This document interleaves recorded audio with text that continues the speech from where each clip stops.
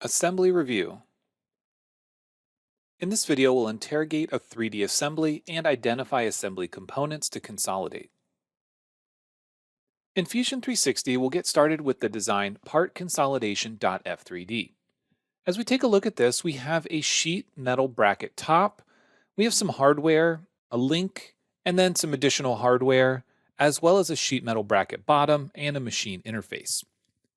As we look at this design, there are several different components, and we're going to identify them as being able to be consolidated with a generative design.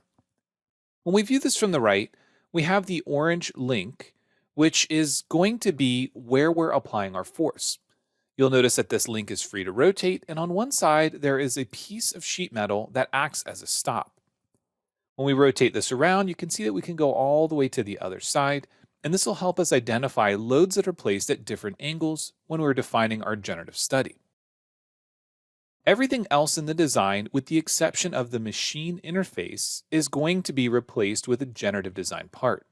What we want to do is identify how the part is manufactured and how generative design can simplify that process. As we take a look at this, let's first begin by hiding the link and hiding the machine interface, since those pieces are going to stay the same.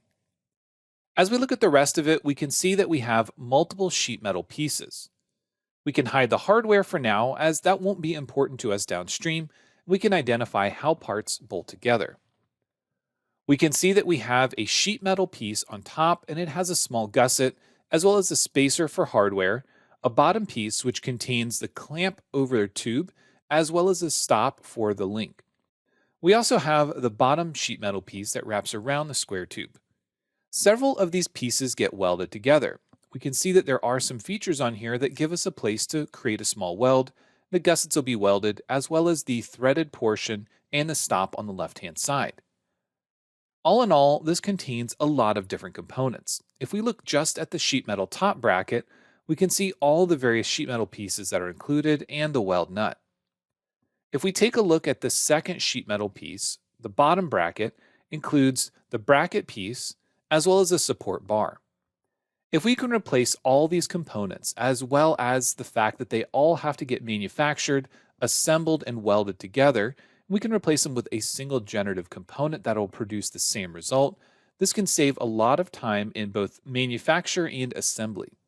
So now that we've identified several of these components that can be removed, let's focus our attention on what will stay behind. In the machine interface, we have multiple bodies. Body 1 and Body 2 are going to be square tubes that are no longer needed. Body 3 and Body 4 will be mounting plates to some other machine or interface. So those pieces can go away, leaving just behind the mounting brackets. Also, we can completely remove the sheet metal bottom bracket. The hardware will no longer be needed, and we can also remove the hardware for the pivot temporarily in the upper portion of the sheet metal bracket.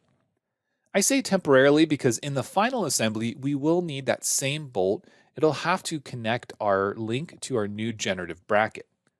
But at this point, we can easily see how consolidating all those additional parts can save in terms of manufacturing cost and assembly time. At this point, let's bring everything back, as we're going to be working in the generative design workspace to remove all these additional bodies and components. And let's make sure that we save the design before moving on.